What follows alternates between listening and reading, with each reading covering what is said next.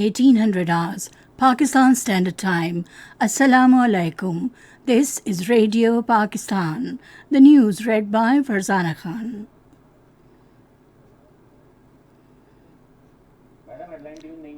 First, the headlines. Prime Minister has constituted a committee to assess the damages caused by monsoon rains and floods in different parts of the country. Pakistan Army and FC troops are assisting civil administration in rescue and relief efforts in flood-affected areas of Balochistan, Punjab and Sindh. Information Minister has urged all stakeholders to work together to achieve sustainable development goals. Minister of State for Foreign Affairs has emphasized the need for further enhancing bilateral cooperation and people-to-people ties between Pakistan and Italy. A grand opening ceremony in connection with Pakistan's 75th Independence Day celebrations will be held at Jeet Talk in Islamabad tonight. Sri Lanka defeated Pakistan by 246 runs in the second test of cricket at Galle today. And now the news in detail.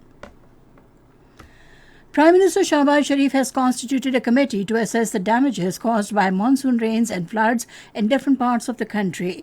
During a meeting in Islamabad today, he said the committee, comprising of federal ministers, should visit all the affected areas in the next 4 days.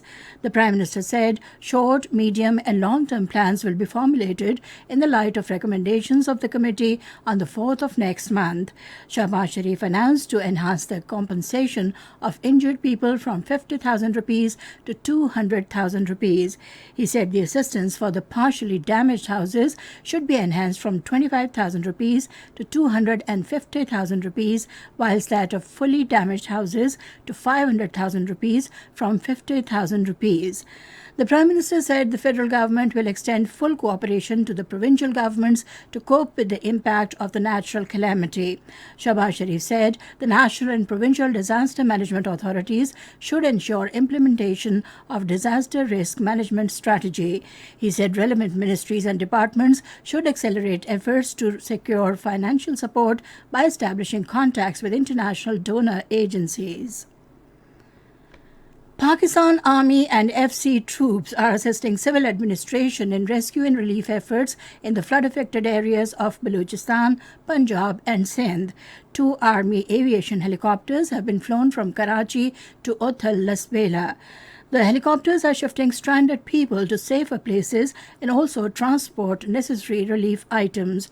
Ground rescue and relief teams are busy in Othal and Jhalmaksi to shift people to safer places and providing food and water to local residents. Doctors and paramedics are providing medical care to the affected people. The coastal highway has been opened for all types of traffic.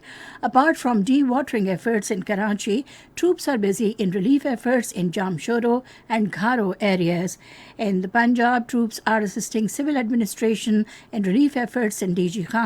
2 medical camps have been established by Army to provide medical care to local people affected by the floods. Minister for Information and Broadcasting, Mariam Aurangzeb, has urged all stakeholders, including parliamentarians, local government representatives, media, civil society and youth, to work together to achieve the targets set under Sustainable Development Goals. She was addressing the concluding session of 2-day National Meet on Sustainable Development Goals in Islamabad today. She said these agenda goals should be made part of the curriculum to sensitize and educate the youth. Mariam Aurangzeb said climate change is an integral part of these goals, and Pakistan, being adversely affected by it, should upgrade its water structures in the wake of intense floods and rains. At the end of the 2-day event, representatives of all 4 provincial governments, Azad Jammu and Kashmir and Gilgit-Baltistan, signed a joint communique for policy actions on major sustainable development goals at federal and provincial levels to fulfill the agenda of these goals.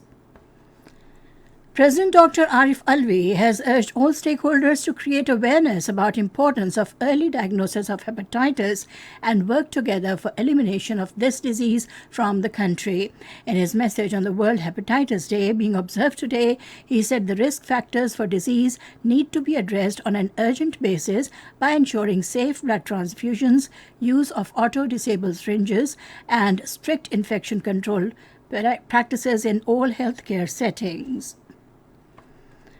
Minister of State for Foreign Affairs Hina Rabbani Khair has emphasized the need for further enhancing bilateral cooperation in trade, investment, facilitating travel, and people-to-people ties between Pakistan and Italy. She was talking to Italian ambassador to Pakistan, Andrea Ferraris, in Islamabad today. She also highlighted the long-standing friendly relations between the two countries and appreciated Italy's support to Pakistan in GSP scheme. Pakistan and the United States have agreed to make the Pak America working groups active.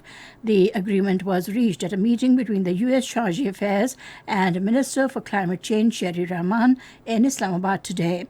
Bilateral issues including Pakistan-U.S. relations were discussed in the meeting.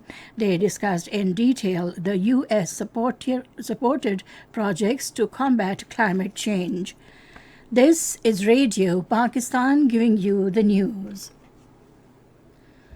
A grand opening ceremony in connection with Pakistan's 75th Independence Day celebrations will be held at D Chowk in Islamabad tonight. Organized by the Ministry of Information and Broadcasting and Capital Development Authority, it will feature a laser light show, fireworks, and live music. The inaugural ceremony will be shown on big screens in the provincial capitals. Deputy Representatives of United Nations Population Fund Latika Maske Pradhan called on Minister of Law and Justice Azam Nazir Tarar in Islamabad today. Latika Maske Pradhan expressed her determination to work with Pakistan in a better way. She also assured full cooperation on financial and technical basis. She praised the anti-rape law of Pakistan. Azam Nazir Tarar said, "Our government is very concerned about rape cases and we are working hard to implement anti-rape law."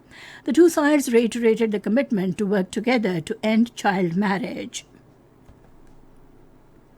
Saudi Arabia has announced to provide the latest educational equipments worth 3.67 billion rupees for the King Abdullah bin Abdulaziz University of Azad Jammu and Kashmir.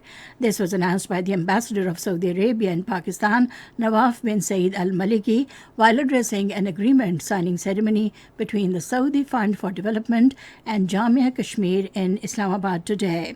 The Saudi ambassador said King Abdullah bin Abdulaziz Teaching Hospital Mansehra and King Abdullah bin Abdulaziz Campus Muzaffarabad are two of the most important projects of Pakistan and Azad Kashmir, which are completed with the support of Saudi Fund for Development. European Union countries have approved an emergency plan to reduce their gas demand, but some members are exempted from the plan.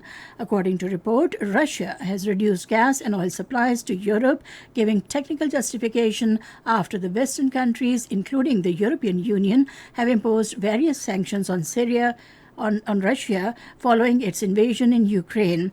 A dozen EU countries are already facing shortfalls in Russian supplies. The European countries fear that Russia will completely cut off gas and oil supplies in response to Western sanctions. North Korean leader Kim Jong-un has said that his country is ready to mobilize nuclear forces. Speaking at a Korean War anniversary event, Kim Jong-un said that the nuclear threats from the U.S. required North Korea to beef up its self-defense. The comments came amid concern that North Korea could be preparing a seventh nuclear test. Earlier, the United States warned that Pyongyang could conduct such a test at any time. In Somalia, at least 20 people have been killed and several others wounded in two separate bomb attacks in Saheli region. According to police, a suicide bomb attack took place in town of Marka, killing 13 people, including the town's mayor, Abdullahi Ali Wafo, his security guards, and other civilians. The Al-Shahab terrorist group claimed responsibility for the attack. And now cricket. Sri Lanka defeated Pakistan by 246 runs in the second cricket test at Galle today and levelled the two-match series by 1-1. Chasing the target of 508 runs, Pakistan were all out in their second innings at 261. Babar Azam scored 81, while Imamul Haq made 49. Prabhat Jayasuriya took 5 wickets. The scores: Sri Lanka 378 and 360 for 8, Pakistan 231 and 261. And finally, we have the weather report for you. More rains, wind, and thunder showers are expected in upper and central Punjab, Islamabad, Khyber Pakhtunkhwa, north and eastern Balochistan, Kashmir, and Gilgit-Baltistan during the next 12 hours. However, isolated heavy falls are likely to prevail in Kashmir, upper Punjab, Islamabad, upper Khyber Pakhtunkhwa, and north and east Balochistan. And that is the end of the news. For more news and analyses, log on to our website, radio.gov.pk, and also watch live video streaming of our bulletins on the link facebook.com/Radio Pakistan News Official.